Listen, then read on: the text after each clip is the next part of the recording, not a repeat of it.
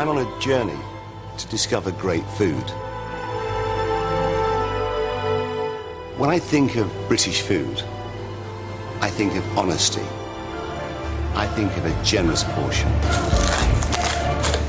For 20 years, Britain's greatest chef cooked classical French cuisine. Everything was French, French, French. My whole vision was blinkered.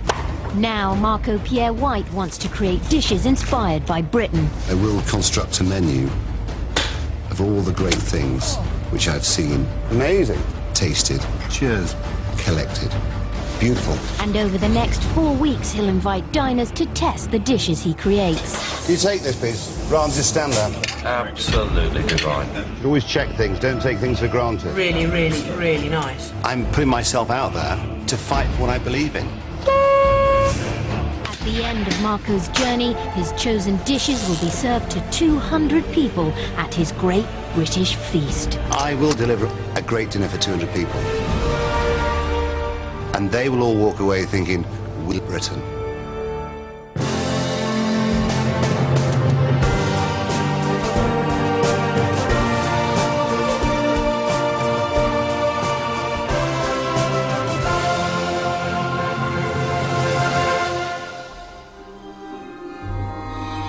What's important to me about food is when I go to France and I sit there and I eat French food, it should be an extension of that country. It should give me great insight to those people. Britain, we're exactly the same. So why not fly the flag? Every chef in Britain wants to go French. I don't get it. The most influential chef of his generation is going back to his roots. I'm not 100% British, but I was born and I was bred in Britain. So when people say to me, Marco, what are you? I always say I'm an Englishman with an Italian mother. I'm very proud to be British. After 8 years away from the kitchen, Marco Pierre White is creating all British dishes for the first time. I don't know what to expect. It's uncharted territory for me. There's a sign which is very excited, but what am I letting myself in for? I'm so used to being in my little world, Mr. Ishii, where people come into my world, and I very rarely leave my world. Seeking inspiration from across the British Isles, he'll test out his dishes over the next 4 weeks before he faces one final challenge. At the end of my journey, I'm having a feast, which is a celebration of all the great ingredients that I've been introduced to. It's got to be Britain on a plate, feeding 200 people.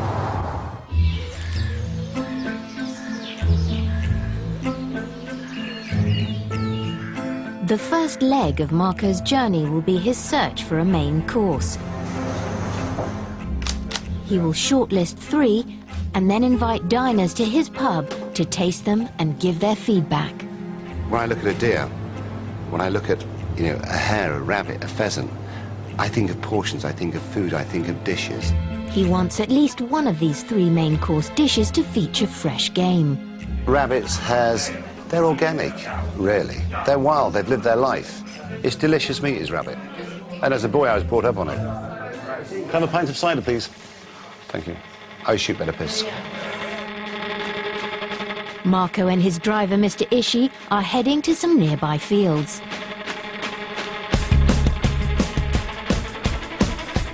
The plan is to go lamping for rabbits. We put the spotlight on them and just shoot them. It just takes me back to that world that I was when I was a boy. I remember the first time I ever shot a rabbit. There were magical moments in my life.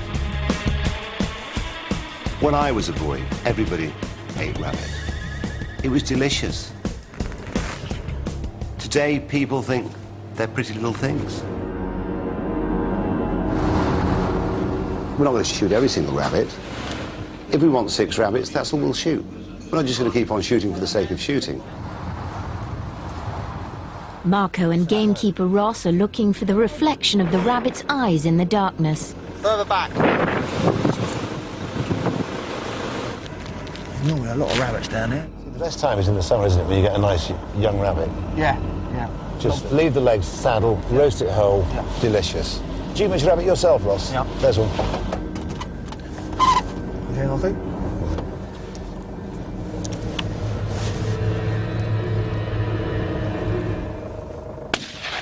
Just over the top. Yeah, you went over the top of that. It's always nice to miss, though. I like missing, actually. Because if you killed everything, it wouldn't be nice. It'd be no fun with a rabbit just there on that corner. 30, 35 yards up? Yeah, easily that. Yeah, easily 35, 40 yards. There you go. Shot. The rabbit dies instantly and will be prepared for cooking within hours. Good shot. If you're going to lamp rabbits, enjoy it. But enjoy it because it's for the table, not for the sake of killing it. Shot. That is a clean kill. I mean, it's a generation thing, isn't it? Yeah. I mean, when you think, people of sort of 55 plus will eat rabbit. Yeah. To get a younger person to eat rabbit, very rare. Yeah. Ooh, that's very good. Well, we said half a dozen, and that's what we've got. Throw them in my Range Rover. Mr. Ish will not be very happy, but that's fine. Although not eaten by many people in Britain, Marco is determined that rabbit will be the first dish on his shortlist for the feast. He'll be cooking rabbit stock pot. Very simple. It's carrots, onion, celery. There's about 6 carrots, 2 onions, something like that, 1 stick of celery. But, you know, it changes every time I do it. When I cook at home, I don't want aggravation. I want to do something 10 minutes and it's done. Now, we take our rabbit, out with the liver. There we are. And, you know, if you don't want to chop up a rabbit, get your butcher to do it. Strip out the kidneys and the fat. And you can see this was a very healthy rabbit. You mostly get 4 portions out of a rabbit. They're cheap, they're free almost. You know, and they're delicious, and I don't get it why people can't eat them. I mean, there's no real butchery to it, it's just very simple. It's a leg, take the leg off. You've got to have a bit of confidence. I remember as a boy sucking the bones. And just cover the pan with water. One more thing. Chicken stock cubes. Just dissolve them in. And there you are. Look at those delicious pieces of rabbit. Now what we do is very simple. We just boil it till it turns into a soup and lunch, dinner. I'd say it'll take about an hour. What better way of celebrating their life? By eating them. And we all know a rabbit loves a carrot. The meat's cooked. It's now just about finishing it off. The next stage is we put in some bay leaves. There's our kidneys and our liver. Not everyone's cup of tea. But that's optional, remember. Not everyone likes liver. And drop in the kidneys. Bit of volleyball. I was fortunate enough in the 60s to be brought up on it. My mum was Italian. Parsley. Just chop it coarsely. OK.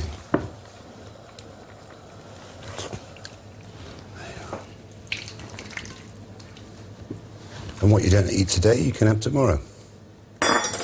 Little kidneys. Love a kidney. It's dinner. It's broth. It's soup. It's stock pot.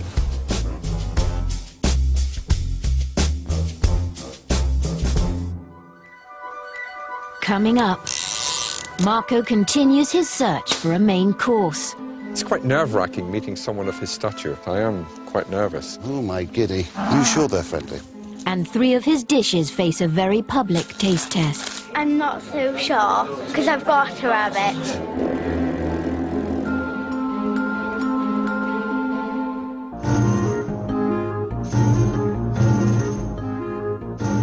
Marco Pierre White is searching for the perfect all-British menu to serve to 200 people at his Great British Feast. When you are going to stand up and say that you are representing Britain, you're going to create a Great British Feast. For me, to make that decision by myself, I think it would be wrong. To help him choose which main course he'll serve, a select group of diners will taste his dishes first. What I'm looking for is realness. I want realness on the plate, I want realness of produce, and I want realness of people's views. To succeed in his mission, Marco's prepared to go through hell. He's come to Scotland on a non-smoking train. It was pitch black when I got up. And now we're in Inverness, to discover the world's finest beef. Marco's... It was pitch black when I got up. And now we're in Inverness, to discover the world's finest beef. Marco's travelled over 400 miles through the night in search of his next main course, so expectations are high. When it comes to a main course, it's got to be straightforward. It's got to stand up for itself. And if you take a rib of beef, you cook it perfectly. Delicious. It's another hour's drive to his final destination in the heart of the Scottish Highlands. I've been told that this man produces the very best beef in Scotland. And in my opinion, if this is the best beef in Scotland, then it's the best beef in Britain.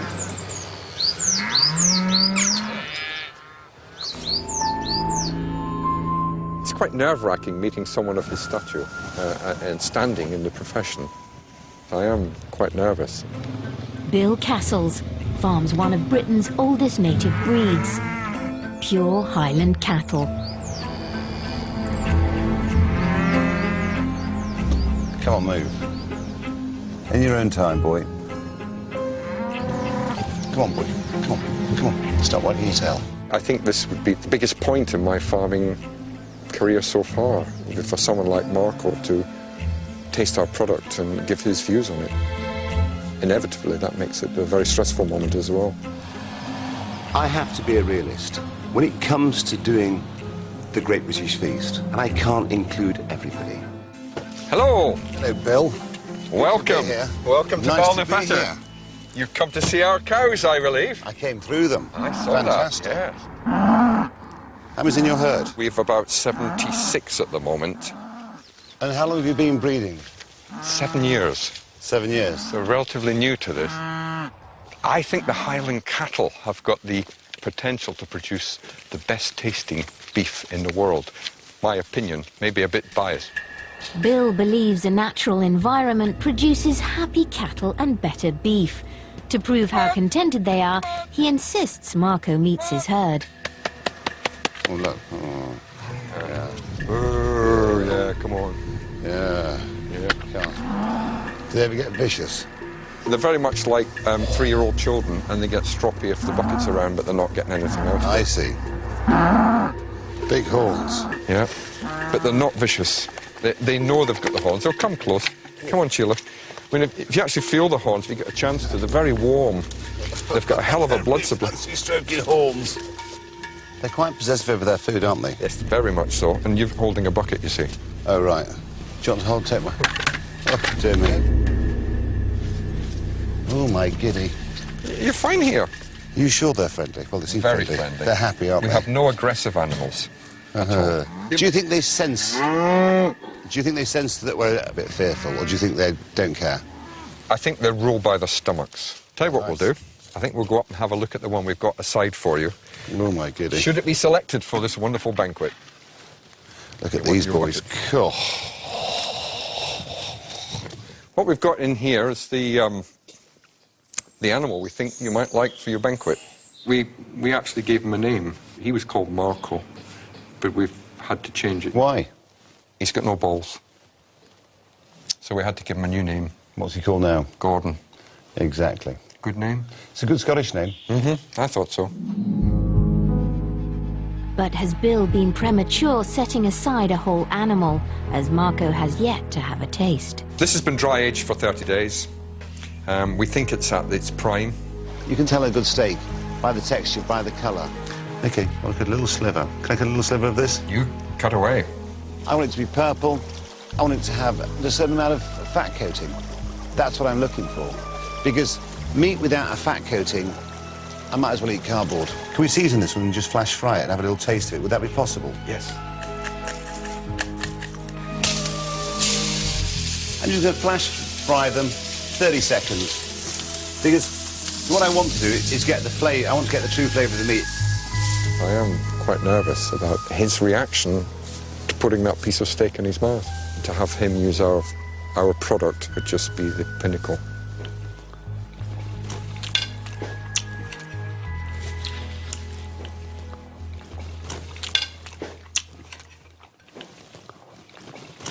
Really good. It is fantastic steak, and I don't remember the last time I had beef as good as this. Right. It is great beef. It really is. I would personally like a bit more fat content, but that's the breed. Marco's impressed with what he's seen, but there's a dish from his past that might be a better option for his Great British Feast. I came from humble beginnings. We had beef once every 4 weeks, but we'd have pig twice And the old man used to get the belly pork and cook a piece of belly pork off and just chop it into chunks, and there it was. The one thing missing from the Scottish beef was enough fat. So Marco and his driver, Mr. Ishii, are on their way to a Norfolk pig farm. I'm a big fan of pork, and I like proper old-fashioned pork, which has got some taste, which has got some real fat around it. And it's one of those things that I grew up on, and, you know, there's nothing nicer than good crackling. I like fat. But en route, Marco gets a little distracted. That little railway, look at that little pony there, donkey.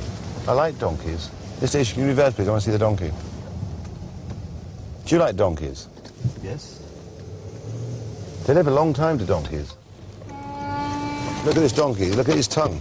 Look at this donkey. It's fucking great. Look, can you hear him? I love donkeys. Come here, boy. Oh, can you hear him? He loves me. Hello, boy. Hello, boy. Hello. He's a nice donkey. Do you want to ride him, Mr. Ishii? Hello, boy. Hello, donk. Likes that bit, don't you, eh?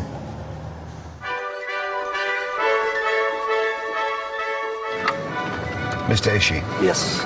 Do you have donkeys in Japan? Yes, we do have, yes. Pigs and donkeys are my favourites. Pigs are amazing. I remember when I was a boy, we used to have one pig a year, and that one pig a year, he was fed up, and then he was slaughtered, and he was eaten by the family. Farmer John Kenny specialises in good old-fashioned British pigs. Morning. I've heard a lot about your pigs. Thank you very much. Hope it's all good. Very good. He's happy in there, isn't he? It's lovely and warm in those huts. I could cuddle up with him. Hello, boy. Where will we go? Of the 9 breeds of native pig, 8 are on the endangered list. We've got British Lob, which is the rarest of the pig breeds in this country, the most endangered, and the Middle Whites are the second most endangered ones. So I do like a big coating of fat. I like You will fat, get though. that with all of the rare breeds. Really, you get that Yeah. big coating? Yeah. What's amazing about pigs, you can eat every part of them. The tails, the trotters, the ears, the tongue, the brain, the intestines, the kidneys, the liver, the heart. We love pig. She's a beautiful girl, isn't she? Look at her. Oh, good girl. I wish I had a wife like that. A pig, in my opinion, should be fat. Like a woman. Oh. What's wrong with that one? One of John's middle whites is hanging at the local butcher. But to reach the fatty belly he's after, Marco's got to get hands-on. So you want me to chop this in half? Yeah, I thought if I get you started, you can chop down it. I used to work in a butcher's shop years ago. When you're chopping, Yeah. let the chopper do the work. The weight of the chopper will do the work. That's a big chopper. But thank you. The pig is an option. But does everyone like a pig? I don't know. Does everyone like a bit of crackling? I'd say yes. Okay. You stop for a minute. The first and last pig I will ever do. Perfect. Well, I don't know about that. It's not often you get fat like that anymore. I like proper. Look, that's proper pig, isn't it? Yeah. Pig's not everyone's cup of tea. But would I have pig? Yeah. Would I have rabbit stock pot? Yeah. The pig's fat has given it the edge over the beef, so pork joins rabbit on the shortlist, leaving one more main to find. What I'm going to do now is show you how to make the perfect crackling. No fuss, straightforward, guaranteed every time. Just take a tiny bit of sunflower oil and just massage it into the belly pork. You could use clarified butter if you wanted. Without the oil, the crackling is never as golden, it's never as crispy. Table salt, just season evenly. Not too much salt. We take a little water. We put that in the bottom of our roasting tray. I mean, if someone said to me, Marco, how much water? Who cares? Because as long as it doesn't evaporate, I'm not that bothered. And the reason for that is because I want to capture all those juices. And so that is the base of my gravy. Let's just put our belly pork on our rack. 1.5 hours, maybe 2 hours, bottom shelf. Approximately 160. Your crackling should be golden brown. Perfect. So within that time, we can make our honey glaze. So for the honey glaze, we've got the clear honey, star anise, 6 or 7, and 1 tablespoon of cracked coriander. Approx 600 mils of honey, clear honey. And it goes. Then we take our coriander and our star anise. And then we reduce that down by half, and that's our glaze. My garnish for my roast pork is going to be roast onions. Cooking should be a pleasure. If it's a job, get a takeaway. I didn't peel them. I just cut them straight in half. I don't mind a bit of skin. It holds it all together. Bay leaf, take a bit of sage. And just a little bit of seasoning. And then just pop them in the oven, and when they're cooked, they're cooked. The inspiration for the pig is from the old man. It was a cheap cut, but it was delicious. Good fat content. Buy a belly pork. It's much cheaper than a prime cut, and it tastes better. Amazing crackling. Now, but as you can see, the water underneath has collected all those juices. And that's going to be the foundation of my sauce. My gravy is now reducing, and it's almost there. But just to finish it off, what I will do, I'll add a tiny bit of my honey reduction into there, just give it a bit of sweetness. And then I'm going to glaze it with the honey reduction. Okay, there's our pig. Pig.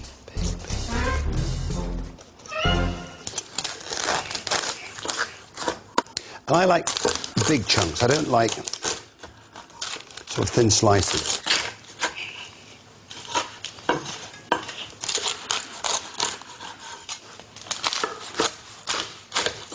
And this little piggy went to market. He really went to market. This is a big pig. It smells good. And, you know, to drop this in the middle of the table on a Sunday lunch or whatever day of the week, it's got that sense of occasion. It doesn't have to be perfect.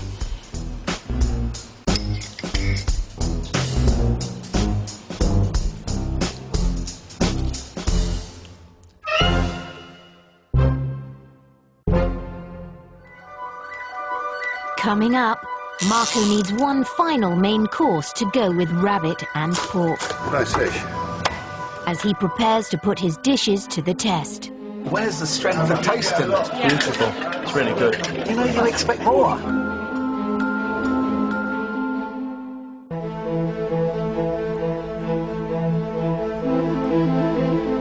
Marco Pierre White is scouring Britain in search of a main course for his great British feast. When I think of British food, I think of honesty. I think of a generous portion. It's that simple. A group of selected diners will help him decide which dish makes it onto the final menu. He's already shortlisted a rabbit and a pork dish. Now he's on his way to Dorset, seeking inspiration for the final contender. We have great fish in our waters.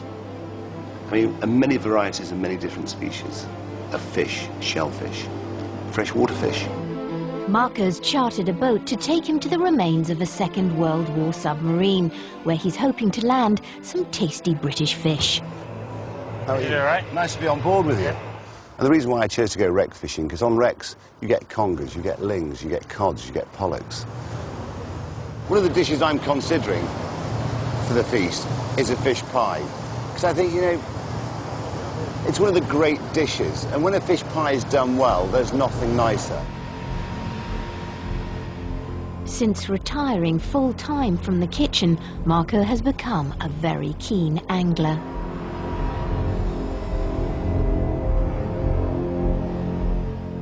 There's a lot of fish down there, isn't there?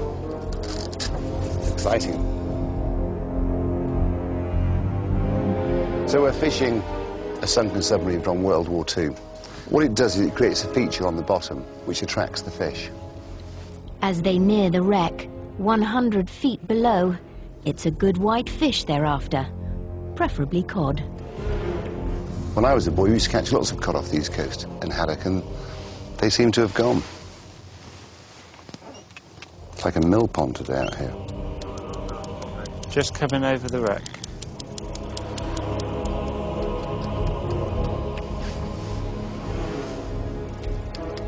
Within minutes, Marco has his first strike. Feels like 2 portions. It's not a cod, but it's just as good for a fish pie. Nice pollock. It's good fish, isn't it? I reckon that's about 4 portions, actually. Nice fish, isn't it? Very happy with that, aren't we? Despite not landing any cod, there are plenty more fish in the sea. Only a small one. And before returning to shore, Marco wants to prove just how good a fisherman he is. He wants to land the biggest monster in the sea, the elusive conger eel.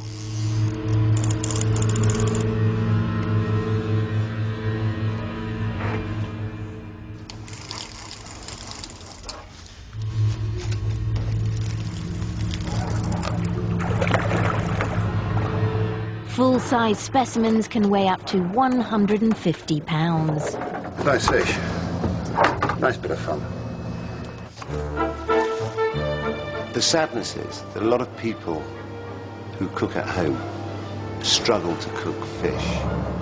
But what they should realise, with a little bit of confidence and a little bit of inspiration, fish is easier to cook than meat.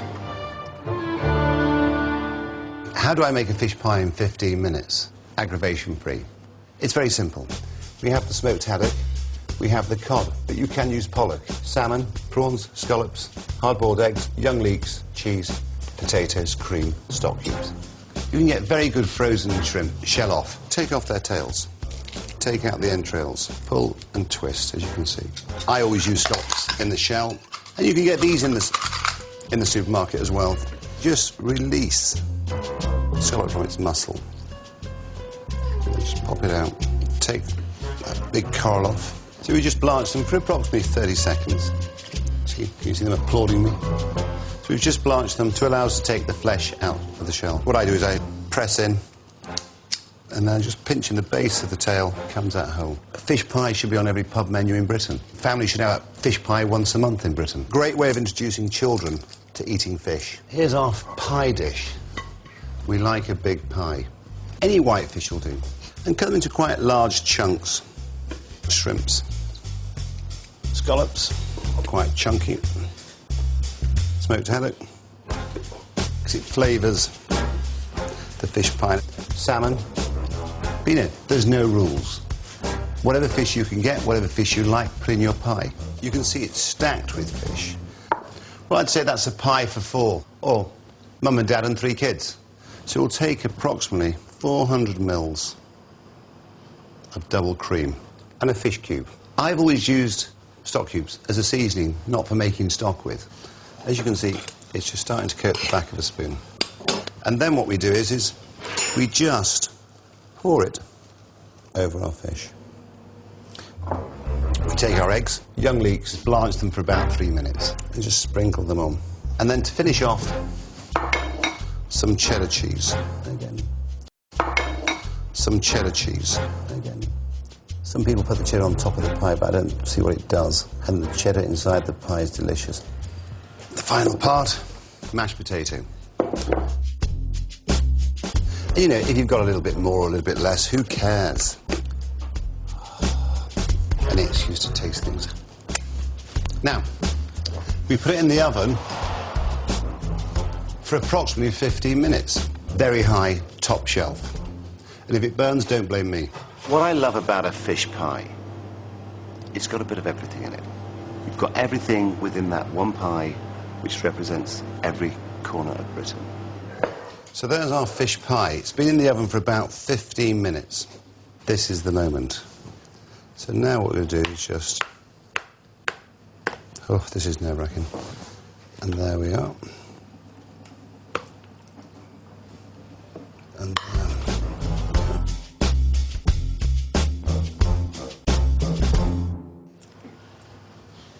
nice little shrimp. Really good. Marco now has his 3 main course dishes. fish pie, rabbit stock pot and honey roast pork. He'll unveil them to a group of diners at his pub so they can taste them and give him their opinions. But before he leaves the coast, there's one British culinary tradition that Marco doesn't want to miss out on. Before my mother died, I went to Italy every year for my holidays, back home to my mother's parents. But once Mum had died, it was seaside time. Scarborough, Whitby, Bridlington.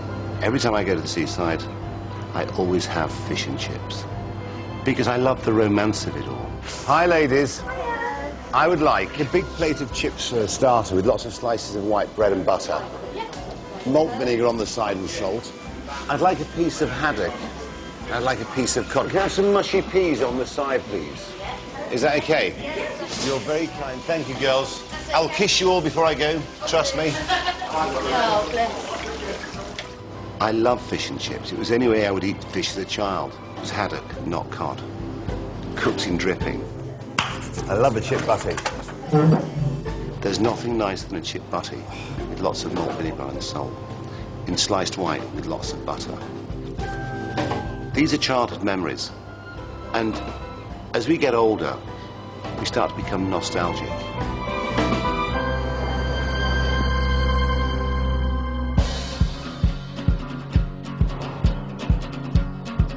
All the things I love to eat, and my whole palate is born out of my childhood. Marco's main courses are all linked to his past, so what better way to finish this leg of his journey than with a trip to Yorkshire, where he grew up. Am I a Yorkshireman now? I think I'm more southernised, but my heart's in Yorkshire. I was born into humble beginnings. I was very fortunate that I had an Italian mother. So, you know, the first 6 years of my life before my mother died, I ate Italian food. And to be brought up with two cultures, I didn't think, you know, God, how lucky am I? It's been brought up in Leeds, called Marco Pierre in the 60s, was quite embarrassing. But would I change my name now? No, I wouldn't. With a group of diners due to taste his dishes and nervous about cooking British rather than French cuisine, Marco plans to sweeten them up using a unique local ingredient. Today I'm here to come to one of the great rhubarb farms. And Yorkshire's always been famous for its rhubarb. And when I was younger, every garden where I lived had a rhubarb patch in the back. Janet Oldroyd Hume is one of only a handful of producers who force their rhubarb to grow out of season in darkened sheds. How are you, beautiful girl? Hello, Marco. I've heard you're the queen of rhubarb. I'm so pleased to meet you. Amazing. Let's step into this secret world. And so this is a rhubarb shed. By keeping the sheds warm and pitch black, the rhubarb roots are tricked into reaching full size within weeks. You should have a crucifix at the end and a confession box. Do you think it feels religious then? I think it feels very religious. The resulting stalks taste much sweeter than normal. It is magical. It really is. So peaceful. Marco's plan is to serve the rhubarb as a bonus starter dish, with scallops. It's like a stick of rock, doesn't it? Looks like it's made out of sugar. You'll get beautiful chunks with that. Oh, I love a chunk. Oh, you're so naughty, you know that. You should be spanked with rhubarb sticks. Rhubarb is a great British ingredient, and lots of people only use it for puddings. Rhubarb is quite versatile, and it can be used in savouries. I serve scallops with rhubarb. They work fantastically well together. People think, oh, that's a bit strange. But it works. It's always a pleasure to come back to Yorkshire. I can't help but be emotional. How are you, love? Are you well? Good, good. Only Yorkshire could do tandoori sardines at 10.50 and get away with them. Jerked lamb cutlets. This landlord's obviously travelled the world. Cheers. So what a lot of people don't realise, and not until so long ago I was quite naive, there's masses of great British produce. I mean, like today we've just been over the road to the rhubarb sheds. Fantastic. And there's a lot of people out there who are passionate about what they grow or rear. And they're not given the applause that they deserve, in my opinion. Coming up, it's decision day for Marco, as he unveils his 3 British mains to a select group of diners. So full of flavour. Absolutely delicious. But not everyone's feeling patriotic. A long way to come for a disappointing meal. This is what I think of you and your comments.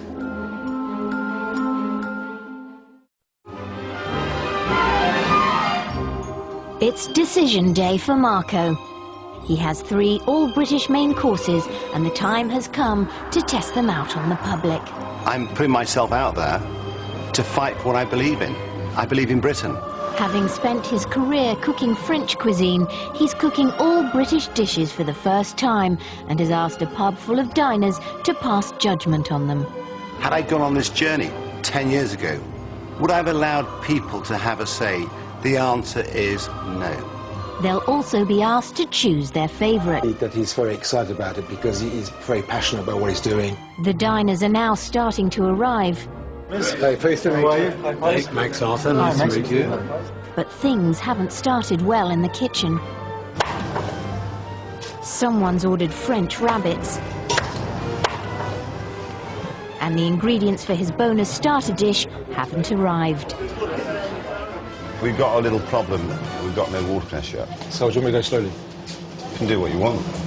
Marco won't serve his mains until his scallop starters are perfect.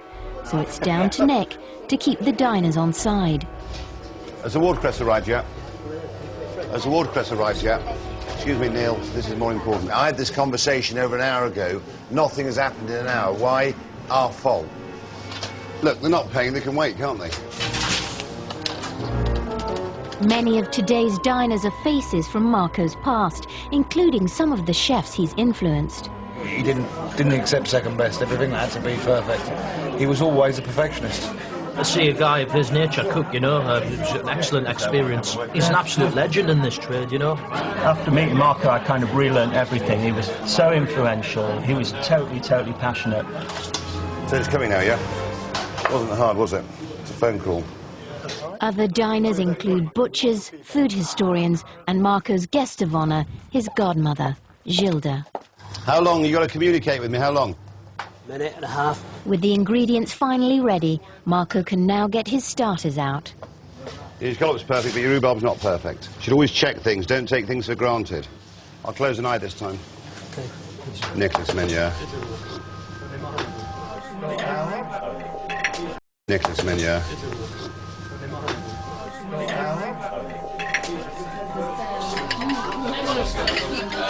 Beautiful. It's really good. I'll probably nick that one. Beautifully cooked. Really nice combination of flavours. How are they, Nick? Very good. With the starter a hit, it's now time for the real business of the day. Can we have the dishes? Can we have the dishes on the pass then, please? What will the diners make of his British-inspired dishes? Each table will get a bit of everything at once. Rabbit stock pot, honey roast pork with spices, and fish pie. Come out fighting. So which dish will have what it takes to make it onto Marco's menu for the feast? Fish pie. As the mains hit the tables, Marco's starting to doubt whether rabbit was such a good idea. I think they'll go for fish pie. Well, I don't think rabbits. It's not a very popular meat, even though it's a delicious meat. Sorry, excuse me. And the leopard? It sounds very nice, but I'm not so sure, because I've got a rabbit. Don't panic. What are you going to have? Give it a go, but I probably won't like it. Wow, force off the bone. I'd like to taste the pork. Beautiful.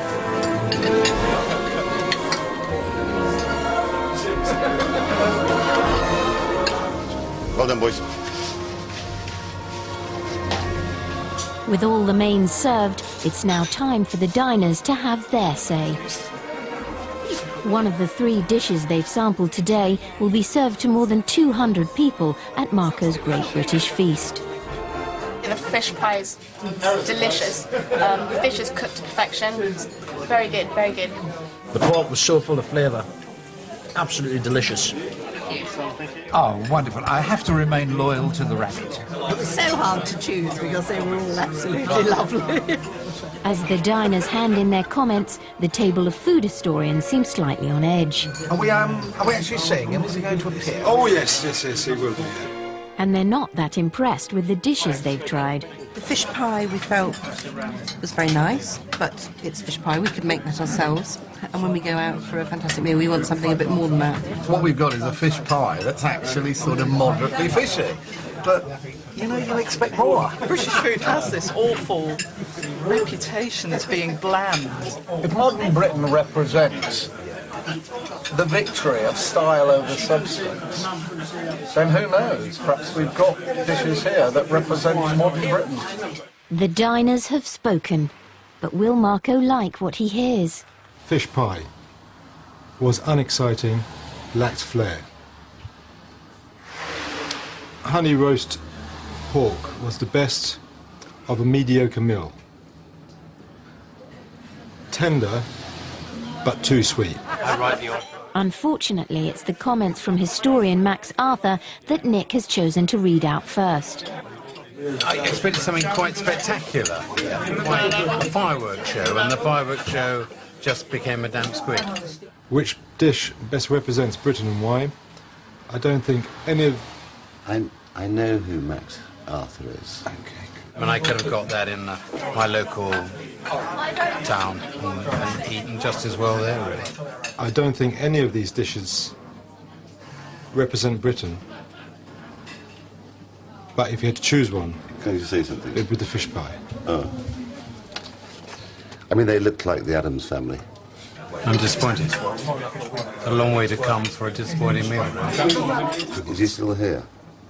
I think he's left. Of course. They're all brave when I'm not in the room. Exactly, yeah. The remaining diners' comments are all glowing. Rabbit. Light, moist, tender, fresh flavour. See, there's the man with the palate. And he's even managed to impress the younger generation. Zoe Nicole Guella. She's a charming little girl. Very nice girl. Rabbit. The rabbit was my least favourite because I have a rabbit at home. We'll cook it when it's dead. But it was very tender and nice. Yeah. But instead of embracing their feedback, there's now only one person's comments that matter to him. Which dish best represents Britain and why? See, it's people like Max that give Britain a bad name.